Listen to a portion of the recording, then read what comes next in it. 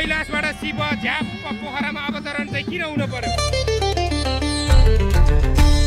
यति धेरै भगवान अब पोखरामा आइसकेपछि मलाई लाग्छ अब यो देशको सङ्कटै दूर हुन्छ होला। धेरै दानहरू पक्कै पनि जम्मा हुन्छ होला। अब त्यो दानले गर्नुहुन्छ कि कुटीहोमको महत्त्व के छ? तपाईँ जहाँ जानुहुन्छ नि एउटा एक किसिमको उत्साह हुन्छ क्या। स्वर्गका परिहरू बुधा सर सबै तपाईँले भगवान भन्छन् होइन सामाजिक सञ्जालमा हेर्दा। यहाँ त साक्षात् भगवानहरू त पछाडि उपस्थित हुनुभएको छ नि त तपाईँको पछाडि। कृष्णको त यहाँ अवतरण भइसकेको थियो। मैले उहाँको सखा अर्जुनलाई पनि लिएर आएँ। कौरवहरूको सत्यानाश गर्नको लागि चाहिँ कृष्ण सारथी राखेर अर्जुनले बाण चलाउनु भएको थियो। धेरै समय हराइरहनु भएको थियो। कृष्ण र अर्जुनको आज भेट भयो। एकदम महाकोटीहोममा छौँ हामी, विशाल कोटीहोममा छौँ। हर युगमा एकचोटि हुन्छ यस्तो विशाल कोटीहोम। फुल वर्षाउँदै माथिबाट ल।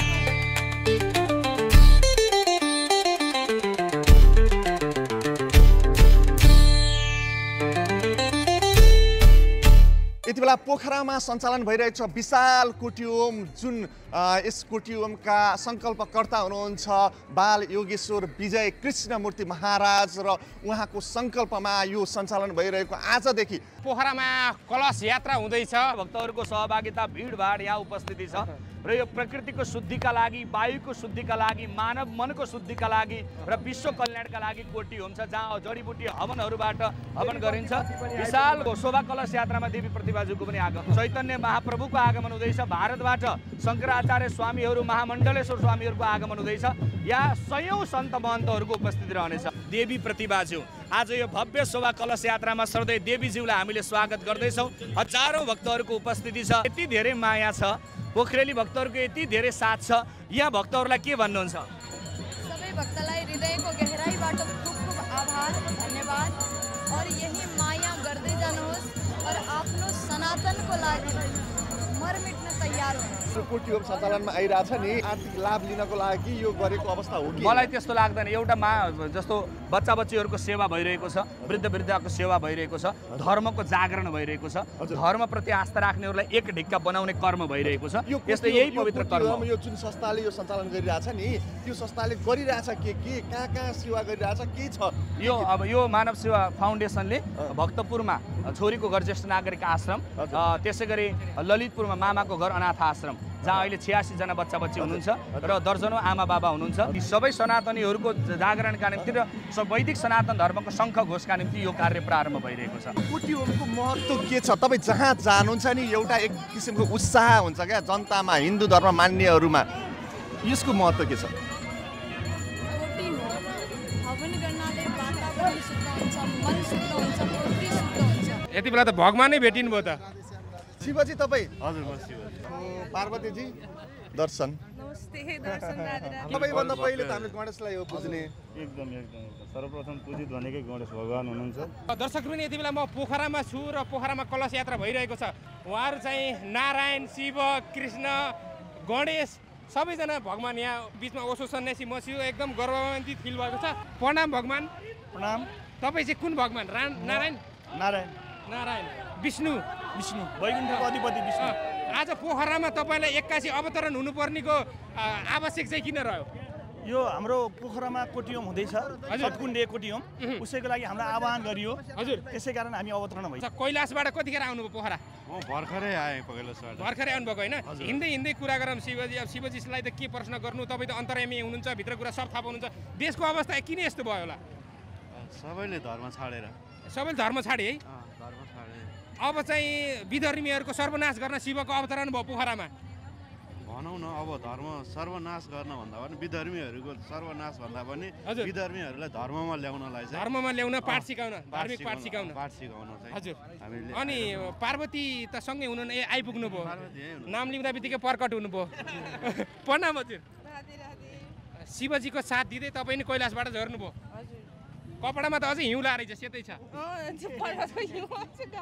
कैलाशको हिउँ होइन हजुर यति ठुलो भव्य रूपमा कोटी होम भइरहेको छ अब हामी पनि त आउनु पर्यो नि त माथिबाट हेरेर बस्ने कुरा नि भएन यहाँ आएर हामीले के साथ सपोर्ट गर्नुपर्ने त गर्नु पर्यो त्यसैको लागि हामी आयौँ कोटी होममा आयौँ हामी सबैभन्दा ठुलो कानुन नै धर्म हो सबैलाई सन्तोष मिल्यो भने कैलाशमा शिव र पार्वतीलाई नि सन्तोष मिल्छ सबैको सन्तोष हुनु न हाम्रो खुसी हुनु हो भोदा सर सबैले तपाईँलाई भगवान् भन्छन् होइन सामाजिक सञ्जालमा हेर्दा यहाँ त साक्षात् भगवान्हरू त पछाडि उपस्थित हुनुभएको छ नि त तपाईँको पछाडि पनि नक्कली हो दर्शक पनि साक्षात् कृष्णको त यहाँ अवतरण भइसकेको थियो मैले उहाँको सखा अर्जुनलाई पनि लिएर आएँ कौरवहरूको सत्यानाश गर्नको लागि चाहिँ कृष्ण सारथी राखेर अर्जुनले बाण चलाउनु भएको थियो होइन अहिले पनि चाहिँ मानिसहरू दुःख पीडा पर्दा हराउँदाखेरि चाहिँ साक्षात् अर्जुनले सहयोग गरिरहनु भएको छ तपाईँहरू धेरै समय हराइरहनु भएको थियो कृष्ण र अर्जुनको आज भेट भयो एकदम यहाँ कस्तो लागिरहेछ पोखरामा कृष्ण अर्जुनको भेट हुँदा एकदम अत्यन्तै खुसी लागिरहेको छ अत्यन्तै खुसी लाग्छ होइन उहाँले दुःख पीडा पर्दा मान्छे हराउँदाखेरि उहाँले एकदमै सहयोग गरिरहनु भएको छ होइन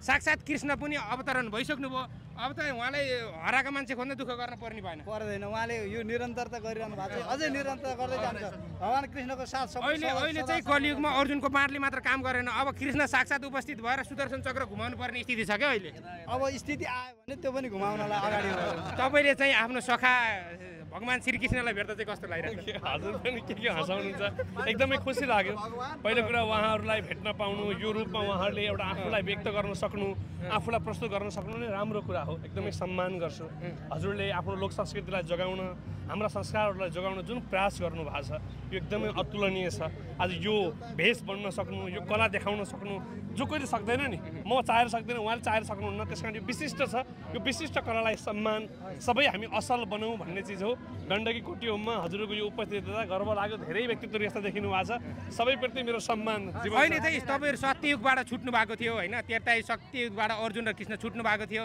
तपाईँ छुटिसकेपछि अहिले कलियुगमा के भएको छ थाहा छ कृष्णलाई त भगवान् मान्छन् मान्दैनन् थाहा छैन तर अर्जुनलाई चाहिँ अहिले जनताहरूले भगवान् मान्न थाल्छ सबै भगवान् असल कर्म गरौँ सबै राम्रो मान्छे राम्रो कर्म गर्नेलाई अवश्य पनि सदा सर्वदा भगवानै मान्नुहुन्छ जय श्री कृष्ण राधे राधे मामा घर आश्रमको हाम्रो भान्जीहरू नेचरले कल्चरले र एडभेन्चरले अत्यन्तै रमणीय स्थल पोखरा जहाँ आज ऐतिहासिक गण्डकी कोटी फुटबल मनाउनको निमित्त आज गण्डकी प्रदेश लिएको छ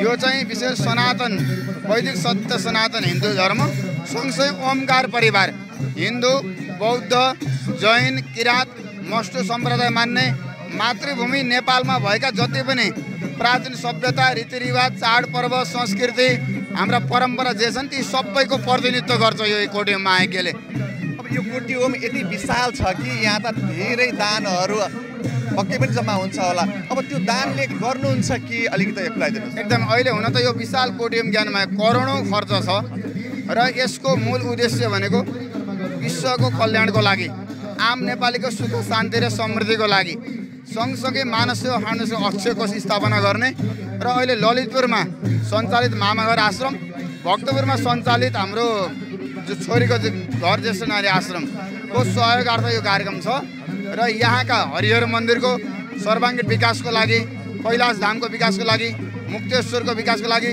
सनातन धर्मको जगेर्नाको लागि नै यो यज्ञबाट सङ्कलित रकम खर्च हुन्छ यहाँ हजारौँ भक्तहरू आउनु भएको छ पानीको व्यवस्था गरिएको छ फ्रुटीको व्यवस्था फलफुलको व्यवस्था प्रसादको व्यवस्था केही भक्तहरूले दिएकै रकमबाट खर्च हुने हो यो सम्पूर्ण व्यवस्था त्यही भएर यज्ञबाट सङ्कलित 1 रुपियाँ रकम पनि कुनै दुरुपयोग हुँदैन अनियमितता हुँदैन यसलाई पारदर्शिता साथ अगाडि ल्याएर आम भक्तहरूको सेवामा पनि खर्च गर्छौँ हामीले भक्तजनहरूलाई यो कोटी होममा आउनका लागि के भनेर आग्रह गर्न चाहनुहुन्छ एकदमै यो युगमा आयोजित एकपटक इतिहासमा पहिलो पटक यति विशाल 500 भन्दा बढी गुरुहरूबाट 40 दिनभन्दा बढी हवन हुँदैछ ठुला ठुला चर्चित सन्त महन्तको आगमन हुँदैछ 100औं कथा व्यासहरूको आगमन हुँदैछ 50औं कलाकारहरूले चाहिँ यहाँ सङ्गीत प्रस्तुत गर्नुहुन्छ तसर्थ यो यज्ञमा आउँदैमा पैसा चढाउनु पर्छ पैसा दिनुपर्छ भन्ने छैन विशुद्ध रूपमा आउने कथा सुन्ने यज्ञको दर्शन गर्ने आफूले आध्यात्मिक र धार्मिक लाभ लिने हो यसबाट कुनै हाम्रो स्वार्थ छैन सहभागी भएर पुण्य प्राप्ति गर्नुहोस् प्रसाद ग्रहण गर्नुहोस् आफ्नो जीवनलाई धन्य बनाउनु सनातन संस्कृति हाम्रो परम्परालाई जोगाउनलाई अहमतम र महत्त्वपूर्ण भूमिका खेल्नु यसैको लागि आह्वान अपिल गर्दछौँ हामीले दर्शकवृन्द पोखरामा अहिले सञ्चालन भइरहेको गण्डकी 700 कुण्डीय गायत्री कोटी होम यो जुन विशाल छ हर युगमा एकपटक हुने भनेर उहाँले भन्नुभयो। यति बेला पोखरामा सञ्चालन भइरहेको छ विशाल कोटी होम जुन यस कोटी होमका सङ्कल्पकर्ता हुनुहुन्छ बाल योगेश्वर विजय कृष्णमूर्ति महाराज र उहाँको सङ्कल्पमा यो सञ्चालन भइरहेको आजदेखि जेठको 26 गतेसम्म सञ्चालनमा आइरहेको छ। महाकोटी होममा छौँ हामी, विशाल कोटी होममा छौँ, हर युगमा एकचोटि हुन्छ यस्तो विशाल कोटी होम र दुलै जस्तै सिगारिएको यो स्टेज हेर्नुहोस् त कति राम्रो। आहा